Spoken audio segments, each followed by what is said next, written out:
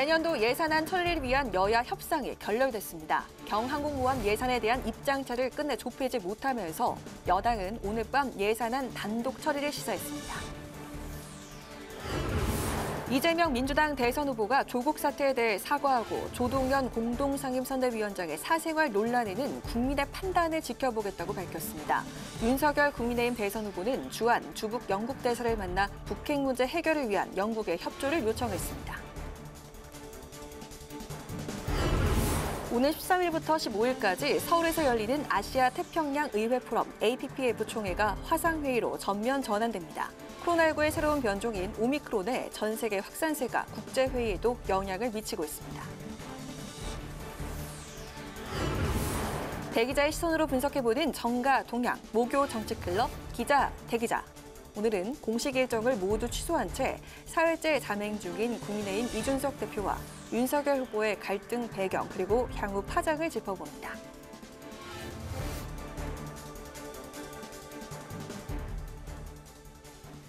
여러분 안녕하십니까? 12월 2일 의정종합뉴스 뉴스엔 시작하겠습니다. 오늘은 내년도 예산안의 본회의 처리 법정 시한 마지막 날입니다. 여야는 정부가 제출한 604조 원에서 3조 5천억 원을 증액하자는 데에는 공감대를 형성했는데요. 하지만 경항공모함 예산과 손실보상금 규모에 발목이 잡히면서 최종 합의가 결렬됐습니다. 민주당은 오늘 본회의를 열어 예산안 단독 처리에 나설 방침인데요. 자세한 상황 현장에 나가 있는 취재기자 연결해 알아보겠습니다. 홍혜진 기자 전해주시죠. 네, 여야 내년도 예산안의 증액 규모를 놓고는 상당한 의견 접근을 이뤘는데요. 하지만 최종 합의엔 실패했습니다. 여야는 내년도 예산안을 정부가 제출한 604조 원에서 3조 5천억 원을 증액해 607조 9천억 원 규모로 잠정 합의했는데요. 하지만 경항모 예산과 손실보상금 규모 등을 놓고 결국 이견을 좁히지 못한 겁니다. 네, 여야가 구체적으로 입장이 어떻게 다른 건가요? 네, 먼저 여야 이견이 가장 큰 예산은 경항모 사업입니다. 이 사업 소관상임인 국방위에서 여야 합의로 대폭 삭감이 됐었는데요. 이걸 민주당이 예결위 심사 과정에서 안보를 위해 필요하다며 다시 증액을 주장하고 나선 겁니다. 국민의힘은 상임위 심사 결과를 존중해야 하고 수십조 원이 들어갈 수 있는 사업인 만큼 차기 정부가 결정해야 한다며 반대하고 있습니다. 관련 발언 있는데요. 들어보시죠. 대한민국은 경항공모함을 가질 자격이 있는 나라입니다. 우리 이 주변 안보, 특히 이 해양 교역로의 안보 확보를 위해서, 안전 확보를 위해서 경항공모함은 반드시 필요한 전력입니다. 이게 몇십조가 될지 모르는 사업이라고 한답니다. 이 사업의 필요성과 또 그리고 기녀성에 대해서 그거는 다음 정부가 판단할 일이지 어떻게 임기 4개월밖에 남지 않은 정권이 그걸 판단해서 대못질을 하느냐. 그것은 다음 정권에 대한 얘기가 아니다. 여야는 소상공인 손실보상금 규모를 놓고도 이견을 보였는데요. 민주당은 손실보상 하한액을 기존 10만 원에서 50만 원으로 상향하는 데 공감대를 형성했다고 밝혔지만 국민의힘은 더 늘려야 한다는 입장입니다. 또 민주당 이재명 후보 공약이기도 한 지역화폐 예산을 두고도 민주당은 6조 원에서 30조 원으로 대폭 확대를 주장했지만 국민의힘은 지역화폐 예산 증액 대신 손실보상과 제외업종에 더 지원해야 한다고 맞섰습니다. 네, 여야 합의가 결렬이 됐다면 그럼 오늘 본회의 어떻게 되는 겁니까? 민주당이 단독 처리에 나설 가능성이 큽니다. 앞서 민주당은 법정 시한을 반드시 지키겠다며 8시에 본회의를 소집해 놓은 상태인데요.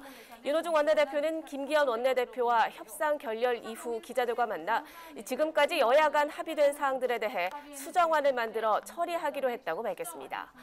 국민의힘도 예산안 상정엔 협조할 것으로 보입니다. 다만 김기현 원내대표는 국민의힘이 왜 예산안 수정안에 합의할 수 없는지 무엇이 문제인지를 설명하는 과정을 거치겠다고 밝혔습니다. 네, 오늘 본회의가 열리면 예산안 말고도 처리되는 법안들이 많이 있죠. 이 부분도 같이 곁들여서 설명해 주실까요? 네, 예산안과 함께 58건의 법안이 처리될 예정인데요. 대표적으로 양도소득세 비과세 기준을 9억 원에서 12억 원으로 상향하고 가상자산에 대한 과세를 1년 유예하는 소득세법 개정안 등이 처리됩니다. 지금까지 국회 본관 로텐도홀에서 전해드렸습니다. 이재명 더불어민주당 대선 후보가 이른바 조국 사태에 대해 아주 낮은 자세로 사과드린다며 고개를 숙였습니다.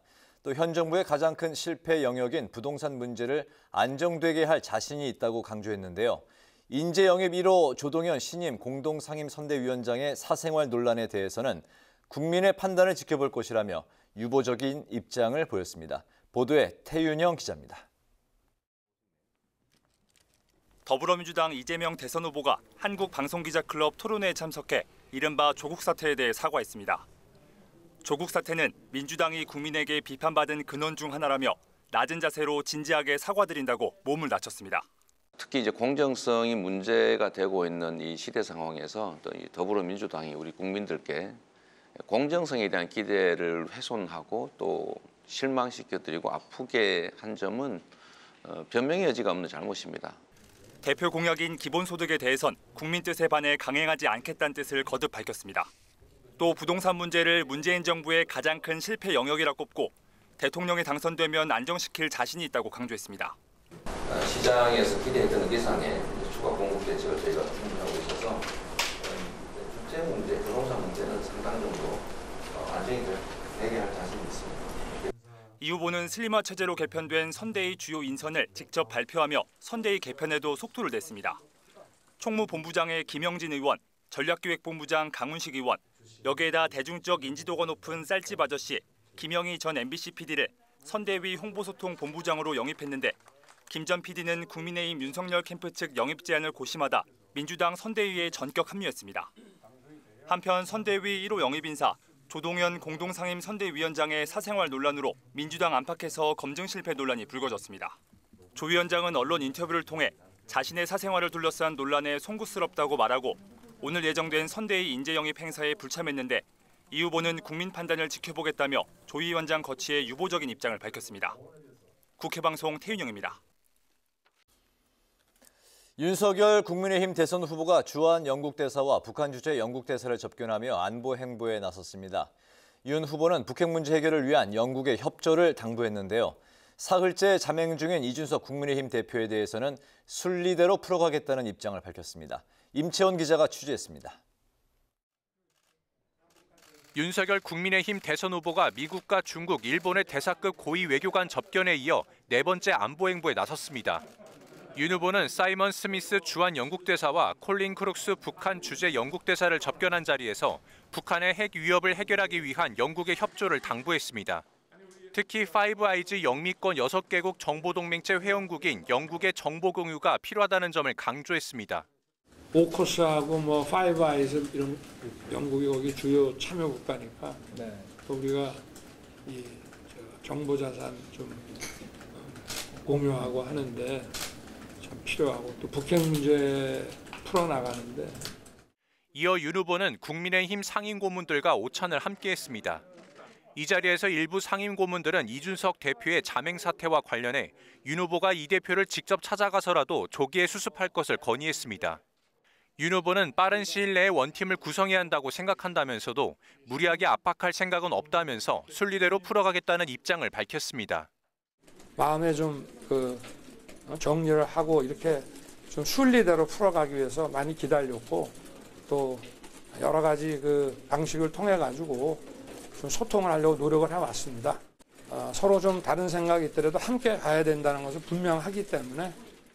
이 밖에 스타트업 간담회에 참석한 윤 후보는 경제 성장 동력은 스타트업에서 나온다며 스타트업 규제 개선 등 성장 여건을 마련하기 위한 정책을 고민하겠다고 밝혔습니다. 부울경 순회에 나선 심상정 정의당 대선 후보는 경남을 방문해 친노동 행보를 이어갔고 안철수 국민의당 대선 후보는 경북권 감염병 전문병원인 대구 칠곡 경북대병원을 찾아 의료진과 간담회를 열었습니다. 심 후보와 안 후보는 이르면 내일 회동을 갖고 제3지대 공조 방안을 모색할 예정입니다. 국회방송 임채원입니다. 오는 13일부터 15일까지 서울에서 대면 화상 병행 방식으로 개최될 예정이었던 제29차 APPF 총회가 전면 화상회의로 전환돼 열립니다. 코로나19의 새로운 변종인 오미크론이 전 세계적으로 확산되면서 국제회의에도 영향을 미치고 있습니다. 김세정 기자가 보도합니다. 대면 회의와 화상 회의가 병행되는 하이브리드 방식으로 진행될 예정이었던 아시아태평양 의회 포럼 총회가 전면 화상회의로 전환됩니다. 오미크론 변이가 전 세계적으로 빠르게 확산되고 있고 각국이 방역 강화 차원에서 잇따라 입국 금지 조처를 취하는 상황을 고려했습니다. 대한민국 국회는 안전한 행사 개최를 위해서 철저한 코로나19 방역 체계를 준비해 왔습니다. 다만 국내에서도 그 오미크론 확진자가 발생함에 따라서 안전을 최우선시하기 위해서 이번 회의를 전면 화상회의로 개최하기로 결정했습니다. APPF는 정부 주도의 아시아태평양 경제협력체 APEC에 상응하는 아태 지역 의회 포럼으로 1993년 출범 이래 매년 개최되고 있습니다. 아시아태평양 지역 27개 회원국의 협력을 굳건히 하는 의회 협의체이며 우리 국회는 23년 만에 의장국을 맡아 이번 총회를 주최합니다. 총회 주제는 포스트 코로나 시대 보건력 강화를 위한 의회의 역할이며 정치 안보와 경제 무역, 아태 지역 협력, 여성 의원회의 4가지 세션으로 진행됩니다. 우리 국회는 매년 APPF 총회에서 한반도 평화에 관한 결의안을 제출했는데 특히 이번 결의안에서 눈에 띄는 대목이 있습니다. 한반도 평화에 관한 결의안에 대한민국 국회에서 추진하고 있는 남북 국회 회담과 그리고 종전선언에 대한 내용을 담기로 회원국과 합의했다는 점입니다. 이번 APPF 총회 준비위원장인 이춘석 국회 사무총장은 대한민국 국회의 국제적 위상을 강화할 기회라며 우리 국회와 정부가 추진하는 정책 방향에 대해 국제적 공감과 지지를 이끌어내길 기대한다고 밝혔습니다. 국회방송 김세정입니다. 백자와 한복, 목조상까지 전통문화 공예품들이 모여 국회가 색다른 공간으로 거듭났습니다. 한국전통문화대학교 학생들이 자신들이 해석한 우리 전통문화 작품들을 선보인 건데요. 그 다채로운 현장을 강민지 기자가 소개합니다. 화려한 꽃 문양으로 멋을 낸 두꺼운 모직물이 눈에 띕니다. 상상 속에 꽂힌 보화를 그려낸 것으로 통일신라 시대 일본에서 전래된 것으로 추정되는 보화 문전을 재구성한 겁니다. 이 작품은 보상화 무늬를 수놓은 양털 카페트인데요. 직접 염색을 한 양모를 가지고 양털 카페트를 제작한 작품입니다. 우리나라에는 전해지는 유물이 없어서 우리나라에서 전해졌다고 알려진 일본의 유물을 가지고 와서 참고하여 제작하였습니다. 1년 가까이 오동나무를 정성스레 깎고 붙여 만든 목조상도 찬찬히 들여다보면 마음이 편안해집니다. 이외에도 다양한 원색으로 표현된 9마리의 비룡 구룡도, 날실과 시실의 굵기까지 똑같이 재현한 고운 복색들과 둥근 보름달을 품은 백자 달 항아리까지 한자리에 모였습니다. 한국전통문화대학교가 국회사무처와 공동기획한 전시로 전통문화의 맥을 잇는 길에 매진해온 전통미술공예 전공 28명이 4년의 결실을 담긴 작품 36점을 선보인 겁니다. 지난 2000년 개교한 한국전통문화대학교는 문화재청 소속 국립특수대학으로 국내 최초이자 유일한 전통문화 인력 양성 고등교육기관입니다. 예, 우리 전통미술공예학과 학생들이 지난 4년 동안 전통에 대한 기법을 익히고 그 미학적 가치들을 4년의 성과를 통해서 그 성과물들을 우리 국회는 물론 국민들한테 널리 알리고자 이렇게 전시회를 기획하게 됐습니다. 작품전에 참석한 이채익 국회 문화체육관광위원장은 전통문화 발전을 위한 국회 차원의 지원을 약속하며 젊은 작가들을 격려했습니다. 국가 정책 또 예산 관련 부분 세심하게 잘 챙겨서 우리의 문화, 우리의 전통 예술, 우리의 혼이 잘 후대에 개성 발전시킬 수 있도록 국회 차원에서 적극적인 지원과 성원을 아끼지 않겠다는 말씀을 드립니다. 곧 졸업을 앞둔 작가들은 전통문화가 일상 속에 쉽게 스며들 수 있도록 하겠다는 포부를 밝힙니다. 우선 앞으로의 계획은 이제 졸업하고 나서 이제 전통에 관련으로 한 이제 다양한 작품들 아니면 공예품들을 한번 만들어 보면서 사람들한테 전통이 이제 편안한 그런 요소다 그런 걸 이제 좀 알려주고 싶습니다. 한국전통문화대 학생들의 꿈과 작품 세계를 감상할 수 있는 이번 전시는 오는 28일까지 국회의원회관 아트갤러리에서 열립니다.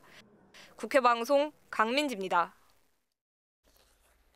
국회 국토교통위원회가 오늘 전체 회의에서 이른바 대장동 방지법으로 불리는 개발이익 환수법 3법 중 여야 합의를 마친 법안 2건을 상정했습니다. 국토위는 도시개발법과 주택법 개정안을 소위에 상정했고 여야 간 이견을 좁히지 못한 개발이익 환수법은 다시 논의하기로 했습니다. 여당은 개발이익 환수법을 조속히 처리하자는 입장이지만 야당은 대장동 사태 물타기라며 법안 상정을 반대하고 있습니다. 국회 산업통상자원 중소벤처기업위원회가 오늘 전체 회의에서 국가 첨단 전략 산업 육성법 등 법률안 8건을 의결했습니다. 국가 첨단 전략 산업 경쟁력 강화 보호에 관한 특별조치 법안은 반도체와 2차 전지 등 첨단 산업 육성을 위해 국가 첨단 전략 산업위원회를 국무총리 소속으로 설치하는 등의 내용을 담고 있습니다. 산자중개인은 비상장 벤처기업 창업자의 경영권 보호를 위해 지분율이 30% 미만인 창업자에게 복수의 의결권이 있는 주식을 발행할 수 있게 하는 벤처기업 육성에 관한 특별조치법 개정안, 이른바 복수 의결권법도 의결했습니다. 더불어민주당 이낙연 전 대표의 측근인 윤영찬 의원에게 협박 메일을 보낸 40대 남성이 1심에서 징역 10개월을 선고받았습니다. 서울 서부지방법원은 40대 남성 박모 씨가 반성하거나 피해 회복을 위해서 노력하지 않았고 전에도 비슷한 범죄를 저질렀다고 양형 이유를 밝혔습니다. 박 씨는 지난 8월 이낙연 캠프에 있던 윤 의원에게 정무실장 자리에서 물러나라며 윤 의원의 가족 등을 협박하는 이메일을 보낸 혐의로 재판에 넘겨졌습니다. 국민의힘이 오늘 서울시 교육청에서 조국 전 법무부 장관의 딸 조민 씨의 한영외고 학생부 사본 제출을 촉구했습니다. 앞서 조 씨의 입학 취소 절차를 진행 중인 고려대가 한영외고에 학생부 사본을 요청했지만 서울시 교육청은 자료를 제공하지 말라고 통보했습니다. 항의차 교육청을 방문한 국회 교육위원회 야당 간사인 국민의힘 정경희 의원은 한영외고가 조 씨의 학생부 사본을 즉시 고려대에 제출하고 고려대도 조속히 조사를 완료해야 한다고 요구했습니다.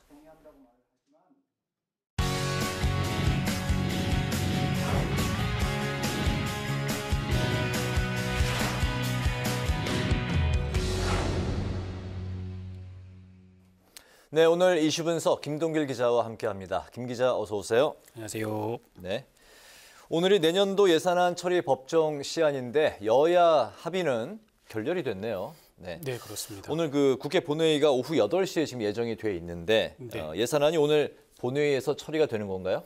네, 시간상의 문제지 오늘 본회의 처리는 이제 유력해 보입니다. 윤호중 원내대표가 오늘 본회의에서 처리하겠다고 이제 분명한 입장을 밝히기도 했고요. 여야 원내대표가 더 이상 추가 논의가 없는 것으로 지금 말하고 있고 또 법정 시한인 오늘을 넘기지 않을 것이기 때문에 오늘 이제 처리가 될 것 같은데요. 12월 2일을 이제 예산안 법정 처리 시한이라고 이제 말들을 하는데 헌법에 보면요. 그 국회는 회계연도 개시 30일 전까지 의결해야 한다고 이제 규정돼 있기 때문에 그렇게 말을 하는데 예결위의 심사 기간은 11월 30일까지입니다. 그리고 이때까지 예산안에 합의가 안 되면, 의결이 안 되면 이제 정부안이 이제 그대로 본회의에 부의가 되거든요. 지금도 정부 예산안이 본회의에 부의돼 있는 상황인데요. 달리 말하면 의장이 언제라도 본회의에 상정해서 처리할 수 있다는 의미거든요. 사실상 이제 압박이다. 그래서 지난해에는 이제 법정 시한 내에 통과가 됐는데 통과된 시간을 확인을 해보니까 당시에는 이제 오후 8시에 본회의가 열렸고요. 이번과 똑같이 8시 40분쯤에 통과가 됐는데 이번에는 여야 합의가 아닌 여당 단독 처리가 될 것으로 보이고요. 그럼에도 오늘 새벽까지 여야 논의가 있었고요. 몇 가지 사항을 제외하고는 다 합의가 됐습니다. 그래서 이 합의된 내용들이 수정안에 다 반영이 됐기 때문에 예산안 처리까지는 문제는 없을 것으로 보입니다. 네, 항상 예산안 합의가 이제 진통 끝에 마지막 날 밤까지 이제 가는 상황이 이제 많은 것 같습니다. 여야가 이제 합의한 내용부터 좀 살펴보면 기존 예산안 604조 4천억 원에서 3조 5천억 원이 늘어나서 607조 9천억 원 규모로 이제 합의가 된 거죠. 네, 세출 감액 규모가 5조 6천억 원 정도가 됩니다. 그리고 세입 증액은 이제 4조 7천억 원이 되는데 이제 전체적으로는 3조 5천억 원이 증액이 됐거든요. 추가 세수되는 부분도 있고 하기 때문에. 그런데 이제 김기현 원내대표의 말을 오늘 들어보니까 이 감액 규모가 이번 예산이 역대 최대 규모이기도 하지만 이 감액 규모도 역대 최대다. 뭐 이렇게 이야기를 하더라고요. 네, 그렇군요. 이번 예산안의 그 주요 쟁점 사항은 어떤 거였나요?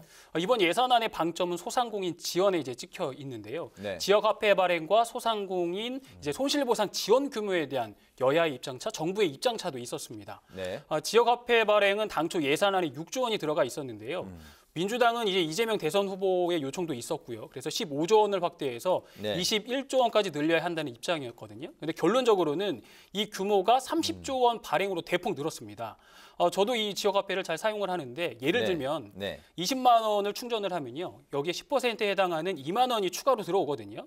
그래서 이 보너스 금액을 지원해 주는 예산이 필요한 건데 이 지역화폐 발행을 하는데 15조 원은 국비와 지방비, 또 나머지 15조 원은 지방비로 이제 충당하기로 했습니다. 이에 따라서 필요한 예산이 약 한 6천억 원 정도는 되는데 이 예산이 반영될 것으로 보입니다. 네, 지역화폐 발행이 30조 원으로 대폭 이제 확대가 됐다. 네, 기존 예산은 6조 원이었는데 30조 원까지 늘었으니까 이제 많이 늘었네요. 거죠. 네, 알겠습니다. 손실보상 지원 부분이 정부와 여당이 많이 이제 이견을 보였던 부분인데 여기도 어떻게 정리가 됐습니까? 네, 소상공인에 대한 손실보상 지원은 여야 모두 확대해야 된다라는 게 이제 요구 사항이었습니다. 네. 그 예산안에 담긴 이 손실보상금 하한선 기준이 1인당 10만 원이었는데요. 민주당이 이걸 100만 원까지 상향하자고 주장을 했고요. 기재부는 당초에는 20만 원까지 수용할 수 있다는 입장에서 또 이제 합의된 내용을 보니까 50만 원 인상으로 정리가 됐습니다. 여기에 추가되는 예산이 약 700억 원 정도 늘어날 것으로 보이고요. 이 외에도 손실보상 예산도 약 3천억 원 정도가 이제 늘어났습니다. 네네. 소상공인 손실보상이 50만 원 이상 지원하는 걸로 이제 확정이 됐군요. 네, 무조건 이제 50만 원 최소 이상이 50만 원. 네, 그렇습니다. 알겠습니다. 코로나19가 이제 다시 급증하고 있는데 이에 대응하기 위한 예산도 반영이 됐나요? 네, 방역 의료 지원 예산은 이제 코로나 상황에 따라서 지금 이제 코로나가 다시 이제 급증하고 있기 때문에 당초에는 한 1조 3천억 원 수준이었거든요. 근데 이 예산이 7조 원 이상으로 이제 확대가 됐습니다. 이제 대폭 확대가 또 된 건데요. 경구용 치료제 예산이 이제 40만회 분 구입분이 들어갔고요. 또 이상 반응 의료비 지원 예산도 확충이 됐습니다. 중증 환자 병상 14,000개 확보 예산이 반영이 됐고요. 또 의료 인력 지원을 위해서 2만 명 대상 감염병 관리 수당 1,200억 원이 신규로 또 반영이 됐고 보건소 인력도 약 2,600여 명이 충원하는 예산도 이제 확보가 됐습니다. 그렇군요. 여야가 이제 최종 합의까지는 이제 결국에 이르지 못했는데 가장 이견을 보였던 부분이 어떤 내용인가요? 이 경항모 사업 예산인데요. 약 3만 톤급 정도 되는 이제 항공모함을 만들자는 이제 사업입니다. 이 사업이 당초 국방위 예산 심사 과정에서 약 72억 원 정도가 편성이 돼 있었는데 여야 의원들이 아직 사업에 대한 준비가 잘 안 됐기 때문에 국방부가 이제 준비가 덜 됐다. 그래서 이거를 여야 합의로 5억 원으로 낮춰서 이제 합의 처리를 했거든요. 그래서 예결위로 보냈는데 예결위 심사 과정에서 민주당이 이 예산을 다시 그냥 또 반영을 한 겁니다. 72억 원이. 그러니까 이제 국민의힘에서 이거는 안 된다. 이건 반영이 하면 안 된다. 그리고 이 예산이 지금은 72억이지만 이 경항모 사업 예산이 수조 원이 얼마가 들어갈지도 아직 모르거든요. 그렇기 때문에 지금 정권이 아닌 다음 정권에 넘겨야 된다. 이렇게 해서 이제 반대를 했는데 이 예산에 대한 주장을 이제 민주당이 받지를 않고 결국 그냥 72억 원을 반영을 했습니다. 그래서 김기영 원내대표가 오늘 앞서서 이제 기자들과 만나면서 이 부분이 합의가 안 되면 우리는 예산안에 합의가 할 수 없다. 이렇게 또 분명한 입장을 밝히기도 했거든요. 그렇게 해서 이런 부분들 때문에 좀 결렬이 된 가장 큰 주요 원인이 된 것 같고요. 내년 예산안은 어쨌든 간에 여야 합의된 부분이 거의 다 합의가 됐고 그러니까 일부분만 안 됐기 때문에 일부분은 이제 국민의힘은 본회의에 참여해서 여기에 대한 충분한 의견 피력을 할 것 같고요. 반대 입장을 밝힐 것 같고 그렇기 때문에 예산안은 이제 기재부의 시트 작업이라고 하죠. 조정 작업이 끝나면 바로 본회의가 열리고 오늘 처리가 될 것으로 예상이 됩니다. 알겠습니다. 본회의가 이제 8시에 열리게 되면은 예산안뿐만이 아니라 또 다른 법안들도 많이 이제 처리를 기다리고 있는 상황이죠. 네, 맞습니다. 알겠습니다. 오늘 이슈 분석에서는 오늘 밤 처리가 예상되는 내년도 예산안과 주요 쟁점을 살펴봤습니다. 김동길 기자 수고했습니다.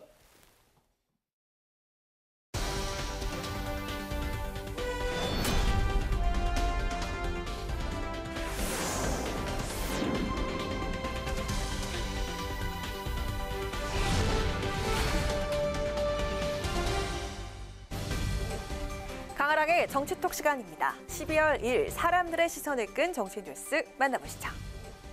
첫 번째 정치톡, 청년 참모의 공개 편지입니다. 공개 일정을 전면 취소하고 사흘째 지방 잠액을 이어가고 있는 국민의힘 이준석 대표. 선대위 출범을 앞두고 당 내용이 불거지면서 위기론이 커지고 있는 가운데 국민의힘 경선 당시 윤석열 후보의 청년 특보를 지냈던 장해찬 씨가 오늘 새벽 이 대표를 향해서 공개 편지를 띄워 눈길을 끌었습니다. 자신의 페이스북을 통해서 한눈에 보기에도 힘든 장문의 글을 올린 장 전 특보. 이 대표를 향해서 준석이 형이라고 부르며 이번 한 번만 주인공 자리를 윤 후보에게 양보할 수 없느냐고 호소했는데요. 마음에 안 드는 게 있다면 정면 돌파로 들이받는 게 이준석 스타일 아니냐면서 어떤 연락도 받지 않는 것은 이준석답지 않다고 실망감을 드러냈습니다. 장 전 특보는 이어서 이번엔 형이 자존심을 꺾어야 할 때라며 아무 조건 없이 서울로 돌아와서 정권 교체를 위해 전력을 다하겠다고 선포해 주기를 이라면서 촉구했습니다. 청년 참모의 긴 호소에도 불구하고 이 전 대표의 서울 복귀가 금방 이뤄질 수 있을지는 여전히 불투명한 상황입니다. 어제 순천에서 이 대표를 만난 순천 당협위원장의 이야기 직접 들어보시죠. 이준석 대표는 정말로 위기감을 크게 가지고 있습니다. 이대로 가서는 대선에 이길 수 없다라는 것이고요. 제대로 된 타겟팅이나 컨셉 없이 모든 토끼를 잡겠다라는 식의 안철수식의 선거전을 하고 있다. 두 번째, 소위 말하는 파리떼나 하이에나 같은 분들이 후보의 눈과 귀를 가리고 있는 게 아닌가라는 부분에 대한 고민이 많았고요. 이 위기감이 해결되지 않는 한 서울로 빈손으로 쉽사리 올라갈 생각은 없어 보였습니다. 네, 아무것도 얻지 못하고 빈손으로 올라갈 것 같은 느낌은 아니었다. 천하람 순천당협위원장은 이 대표가 선대위의 방향성이나 인선과 관련해 큰 위기감을 갖고 있었다며 대선 승리를 위해 꼭 필요한 조건들이 관철되지 않는 한 복귀는 쉽지 않을 것으로 전망을 했습니다. 이런 상황에서 주인공을 양보하라면서 조건 없는 복귀를 촉구한 청년 참모의 공개 편지, 과연 이 대표는 어떻게 화답을 할까요? 이어서 오늘의 두 번째 정치톡은 한 수 배우고 싶답니다. 대선 경쟁에선 밀려났지만 2030 세대 아이콘으로 떠오르면서 청년 측의 많은 지지를 받고 있는 인물이죠. 국민의힘 홍준표 의원입니다. 대선 경선에서 패배한 후 온라인 정치 플랫폼 청년의 꿈을 개설하고 요즘 청년과의 소통에 푹 빠져 있는 모습인데요. 2030 청년 세대와 홍 의원의 질의답변이 오가는 이 청년의 꿈에 오늘 한 낯선 방문자의 글이 올라와서 누리꾼들의 주목을 받았습니다. 바로 국민의당 안철수 대선 후보인데요. 오늘 오전에 찰스형이라는 아이디로 접속한 안 후보. 왜 청년들은 홍준표 의원님을 좋아하고 열광할까요? 라면서 한 수 배우고 싶습니다. 라는 글을 남겼습니다. 그리고는 노트북 앞에서 이렇게 직접 게시글을 쓰는 인증샷까지 첨부를 했는데요. 안 후보의 물음에 홍 의원의 친절한 답변이 달렸습니다. 홍 의원은 저도 잘 모른다면서 다만 진심으로 대하고 거짓말 안 하고 공감하니까 그런 것 아닐까라고 답변했습니다. 두 사람의 이런 호의적이고 훈훈한 분위기, 이번이 처음이 아닙니다. 지난달 15일 청년의 꿈에서 안 후보에 대한 생각을 묻는 지지자의 물음에 홍 의원은 굿프렌드라고 좋은 친구라고 표현하기도 했는데요.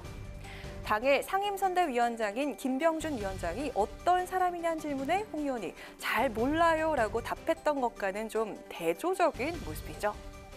안철수 후보도 지난달 30일 페이스북을 통해서 홍 의원의 청년의 꿈이 기성세대 공간에 방 한 칸 내주듯 청년을 활용한 것이 아니라 청년의 생각과 대안으로 함께하는 공간이라고 추켜 세우면서 화답했습니다. 한편 오늘 저녁엔 국민의힘 윤석열 후보와 홍준표 의원이 만찬 회동을 하는 것으로 알려졌는데요. 2030 세대가 캐스팅 보트로 떠오르면서 청년 표심 잡기에 나선 대선 후보들, 과연 홍준표 의원이 안 후보에 이어서 윤 후보에게도 청년들과 소통하는 자신만의 노하우를 대방출할지 궁금하네요. 지금까지 강아락의 정치톡이었습니다.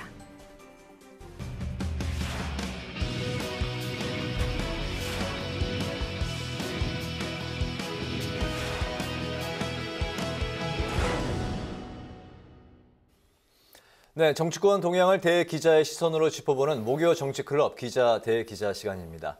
오늘도 성한용 한겨레 신문 선임 기자, 최병목 전 TV조선 해설위원 두 분과 함께하겠습니다. 어서 오십시오. 어서 오세요. 네, 안녕하세요. 네. 네, 오늘 함께 이야기를 나눠볼 주제는 최 의원께서 발제를 해오셨죠. 네, 조금 전에 사실 그 방송을 해드렸지만 이제 이준석 국민의힘 대표의 자맹이라고 할까요? 뭐 당무 거부라고 할까? 뭐 여러 가지 표현도 등장하고 있습니다만 이게 굉장히 길어지고 있습니다. 네. 우리가 흔히 투스톤 이렇게 얘기하는데 윤석열 후보와 그러니까 이준석 후보 간의 갈등 이게 과연 출구 전략이 있을까 하는 부분을 한번 다뤄보고자 합니다. 알겠습니다. 방금 위원님께서 말씀하신 대로 이제 대선이 100일도 채 남지 않은 그런 시점에서 길어지고 있는 이준석 당대표의 자맹, 그리고 이제 국민의힘 윤석열 대표와의 이제 갈등으로, 후보와의 이제 갈등으로 국민의힘 선대위가 지금 이제 위기를 맞고 있는 상황인데, 이준석 대표가 이제 자맹 전에 SNS에 여기까지입니다라는 이제 의미심장한 글을 남긴 게 그때 당시 어떤 그 결정적인 계기가 있었던 게 아니냐, 이런 이제 해석도 나오고 있는데 두 분의 시각을 들어보도록 하겠습니다. 먼저 최 의원님. 근데 그게 이제 11월 30일 날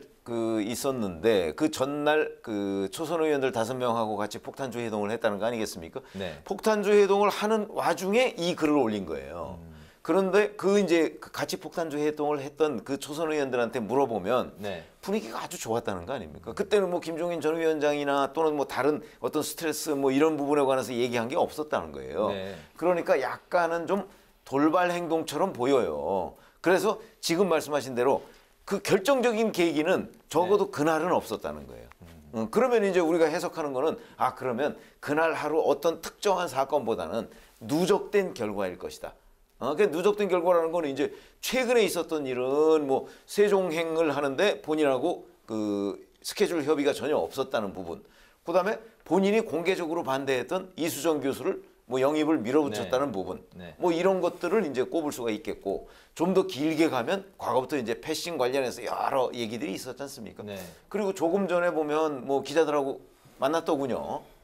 이제 이준석 대표가 만나서 뭐 본인이 이렇게 자명을 하니까 뭐 일부 윤석열 후보가 있는 그 선대위에서 어떤 한 사람이 뭐 이게 결국은 홍보비를 떼먹으려고 하는 뭐 그런 그 행위다. 뭐 이렇게 얘기를 했는데 이게 도대체 이런 모욕이 말이 되느냐. 그 사람을 징계하라 이렇게 요구를 했더라고요.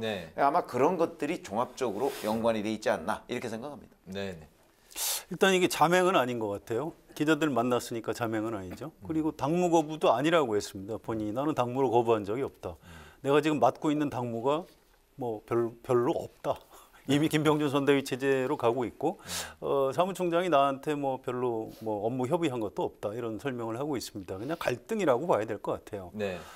최 의원께서 쭉 설명하신 그 누적 효과라고 저도 보고요.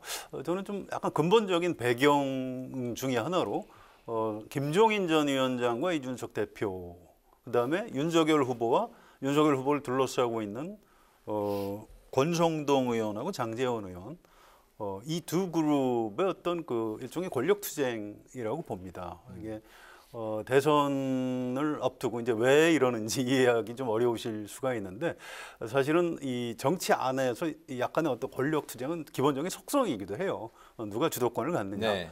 대선에서 이기고 나면 거의 뭐 절대 권력을 갖는 거니까 그때 좀 많은 권력을 차지하기 위해서 지금부터 좀 싸움을 벌이는 이제 그런 측면이 있는 거고요.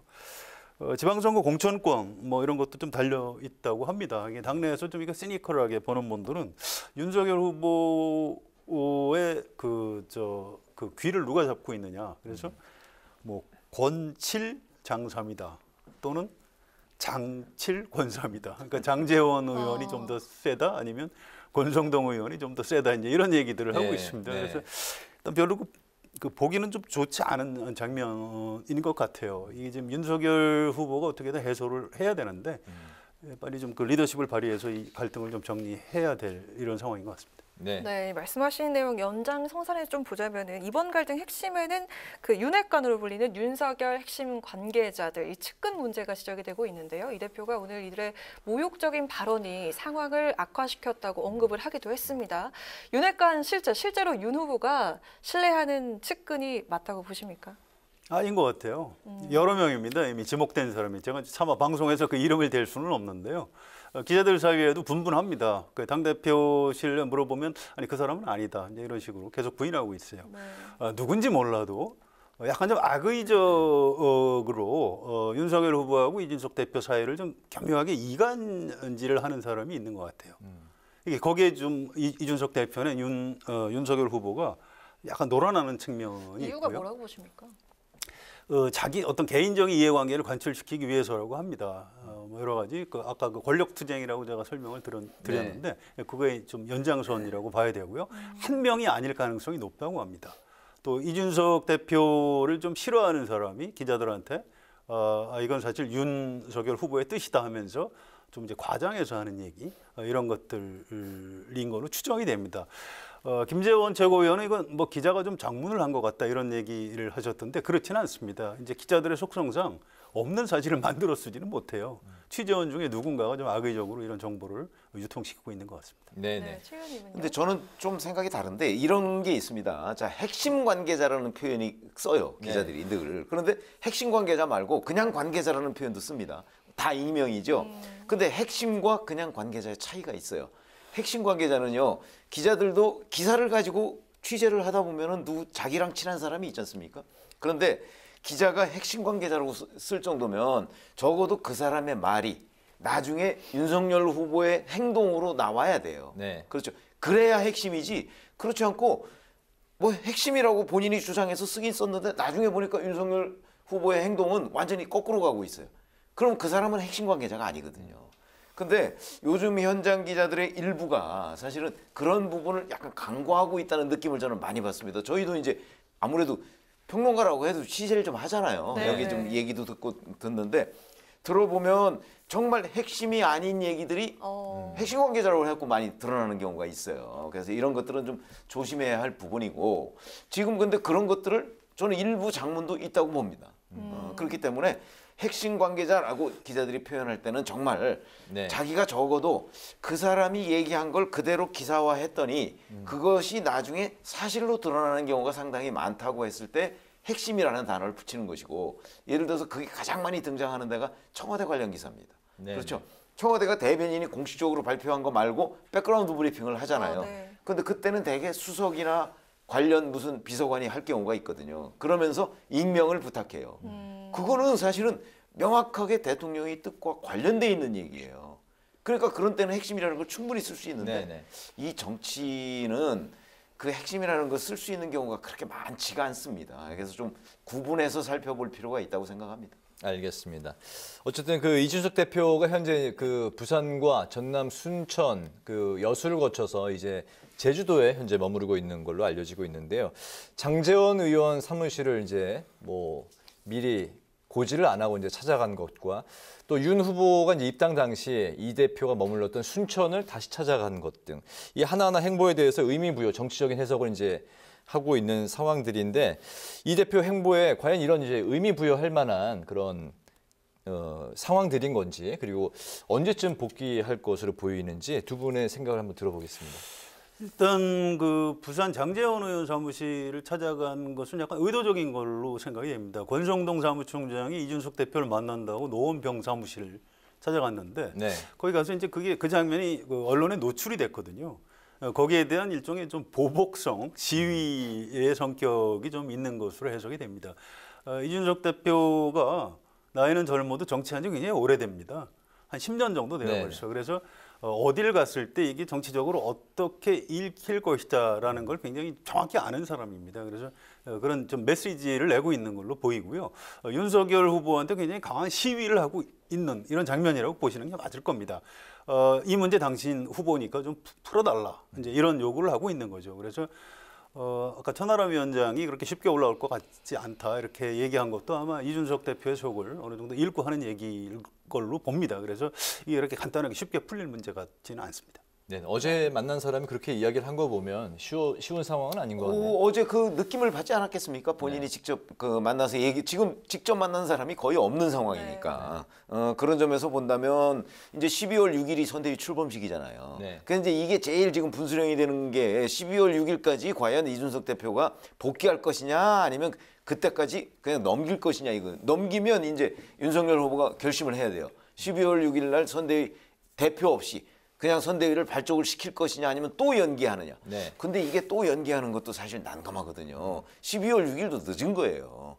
그런 차원에서 본다면 거기에서 또 한 번 결단을 해야 되는 순간이 다가오고 있다. 아마 그걸 미루지 않기 위해서 윤석열 후보 측이 상당히 그 이준석 대표 쪽에 뭔가 그 메신저를 보내고 뭐 이래 하지 않을까 저는 짐작이 되는데 네. 뭐 그 결론에 따라서 이제 요구사항이 있을 거 아니겠습니까? 오늘 네. 얘기한 거는 결국 그 당시에 윤핵관이라고 하는 뭐 홍보비를 떼어 먹으려고 한다라고 발언했다는 그 사람에 대한 징계를 요구했기 때문에 아마 그 사람에 대한 징계 정도를 혹시 그 윤석열 후보가 들어주거나 뭐 하면 또 그런 걸 명분으로 12월 6일까지는 올 수도 있지 않겠나. 저는 뭐 그런 예상을 해봅니다. 네. 네, 이런 가운데 윤석열 후보는요, 오늘 당의 원로들을 찾아서 조언을 구했습니다. 이 자리에서도 당의 내용이 언급이 되면서 의견이 아주 분분했다고 하는데요. 현장에서 나온 발언들 잠시 듣고 이야기 이어가겠습니다.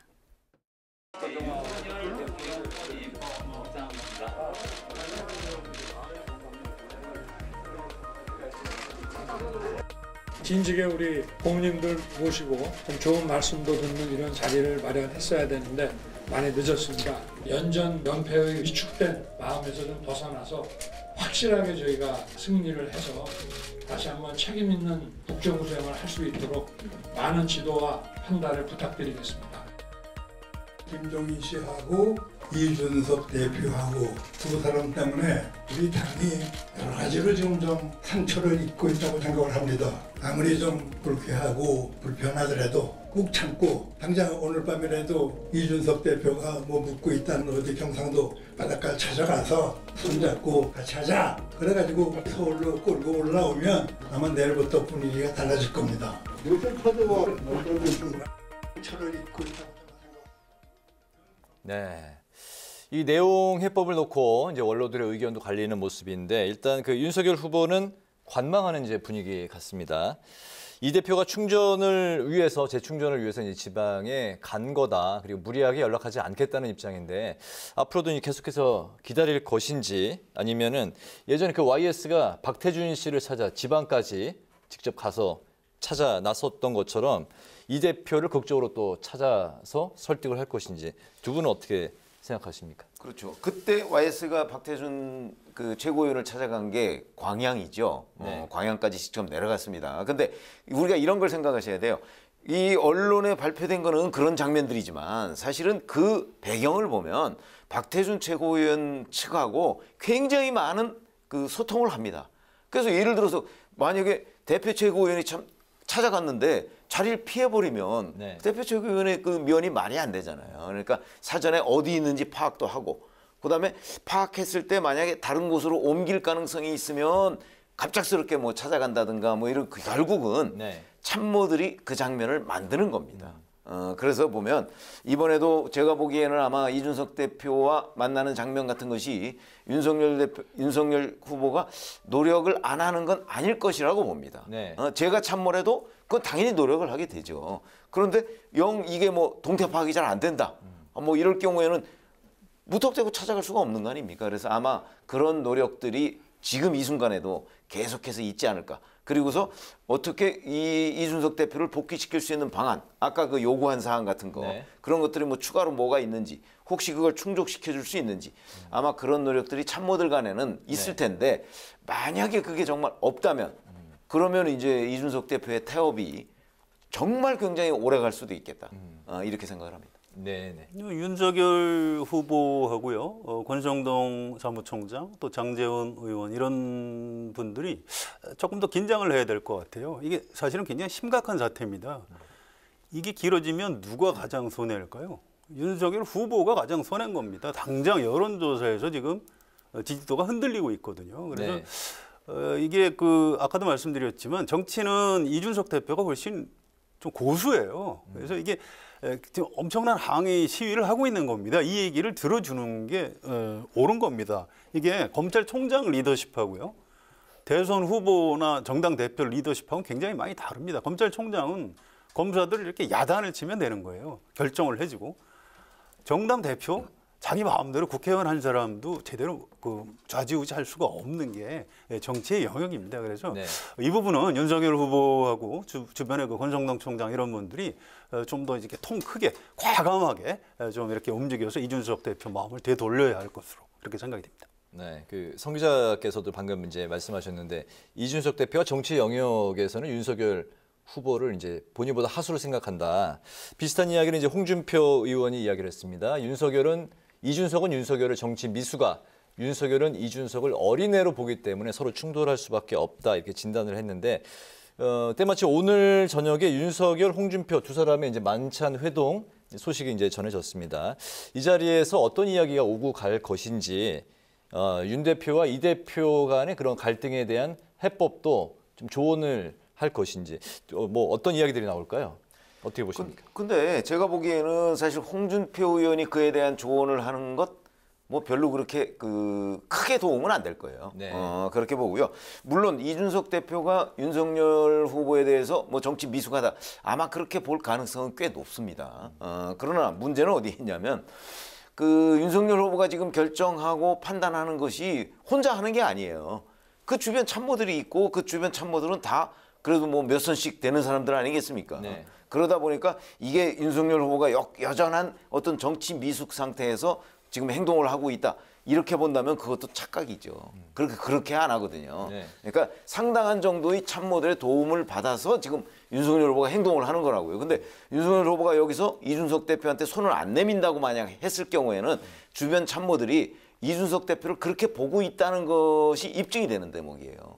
그렇기 때문에 이준석 대표로서도 여기서 참 경솔하게 행동을 하면 안 되는 거예요. 그냥 정치 미숙아가 나한테 이렇게 하는 것이지 이러면 내가 뭐 이길 수 있어. 그건 아니라는 점이죠. 그러니까 서로 이게 많은 계산을 하고 있다는 점.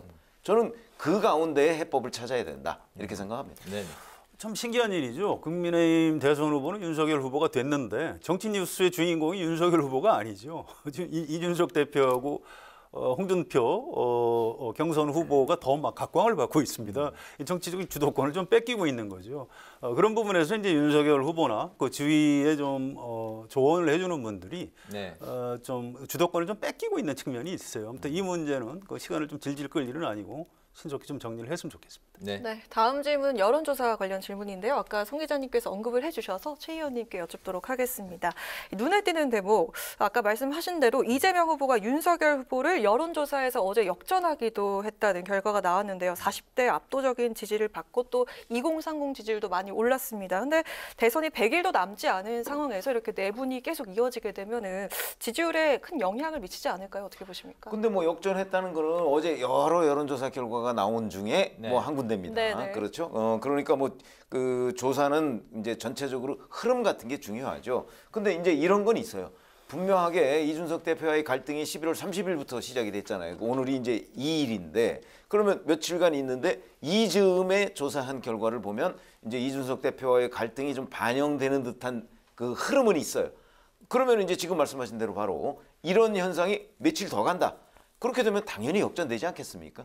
왜냐하면 이게 뭐 이준석 대표의 영향력이 굉장히 크다 이런 차원의 문제가 아니고 한쪽은 뭔가 선대위를 재편해서 뭐 좀 잘 가고 있는 느낌이 있는데 다른 쪽은 뭐 선대위 발족도 지금 안 한 상태고 그런데 대표와 후보 간의 갈등을 벌이고 그러면 상당수의 지지자들도 관망 상태에 들어갈 거라고요.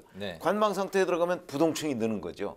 그렇게 되면 결국 윤석열 후보의 지지율이 내려갈 수밖에 없는 것이다. 그러니까 내려간 그 부동층이 다 이재명 후보한테 가지는 않아요. 금방 그렇게 가는 건 아니거든요. 그러나 부동층이 늘어나면, 그러니까 지지를 유보하는 층이 늘어나면 윤석열 후보의 지지율은 내려갈 수밖에 없다. 그렇게 되면 이제 지금 어차피 그렇지 않아도 그 차이가 별로 안 나잖아요. 그러면은 이게 충분히 역전될 수 있는 가능성, 그건 있다고 봅니다. 네. 골드 크로스. 네. 골든 크로스라는 말은 민주당 측에서 이제 하는 말이고요. 그렇게 쉽게 되지는 않을 겁니다. 이게 워낙 그렇습니까? 지형 자체가 지금 전국 개최 여론이 높은 상태이기 때문에 또 민주당 입장에서 이제 물론 이제 국민의힘에서 뭘 좀 잘못하니까 우리는 이 기회에 좀 잘 해보자 뭐 이런 노력은 하고 있는 것 같은데요. 또 이재명 후보가 선출직을 해봤기 때문에 정치에 대한 감각은 윤석열 후보보다 훨씬 좋습니다. 그래서 탄력을 좀 받을 가능성은 있는데 아직 멀었어요, 대선. 지금 한 90일 정도 남았습니다. 그래서 뭐 100일 전 민심이 안 바뀐다. 그렇지 않습니다. 지금 인터넷 혁명, 모바일 혁명 때문에 한 달 전에 여론 형성이 어떻게 되느냐가 아마 결정적일 걸로 봅니다. 그래서 연말 연초, 내년 설 연휴 즈음에나 가야 내년 대선의 향방을 좀 예측할 수 있을 것 같습니다. 알겠습니다. 자중질환에 빠진 국민의힘 상황이 민주당에는 이제 당연히 또 호재로 작용을 하는 것 같은데 윤 후보를 지지했던 20대 28명 어제 민주당 선대위에 이제 합류를 했고 또 국민의힘에 이제 합류할 것으로 알려졌던 MBC 출신의 김영희 전 부사장도 오늘 민주당 영입 인사에 이제 이름을 올렸습니다. 거기에 이제 박용진 의원의 출판 기념회에 김종인 전 비대위원장이 또 참석을 했고 어쨌든 민주당 측과 점점 스킨십을 늘려가는 것 같은 그런 게 이제 모습들이 언론에 나오고 있습니다. 이 부분에 대해서 두 분의 또 생각을 들어볼까요? 짧게 말씀드리면은요 이런 겁니다. 이제 아주 그 작은 득점, 그 소확행 이런 식으로 이제 그 살라미 전술이라고 하죠. 그런 식으로 이제 득점을 좀 올리고 있는데 뭐 그렇다고 결정적으로 이재명 후보나 민주당이 잘하는 게 있지는 않습니다. 그래서 선거 지형 자체가 워낙 야당이 유리하고 이제 물론 후보 변수는 여당이 좀 유리할 수도 있습니다. 그래서 지금부터 갈 길이 멀다 이렇게 말씀드립니다. 아직 갈 길이 멀다. 글쎄 뭐 제가 보기에도 이 표가 그냥 몇 표 정도 움직이는 거 뭐 이런 거 가지고서 흐름을 좌우할 수 있는 건 아니거든요. 그러니까 무더기로 어떤 집단 같은 게 움직이는 장면 이런 것들이 굉장히 중요하거든요. 근데 아직까지 그런 장면은 나오지 않았다. 저는 이렇게 생각합니다.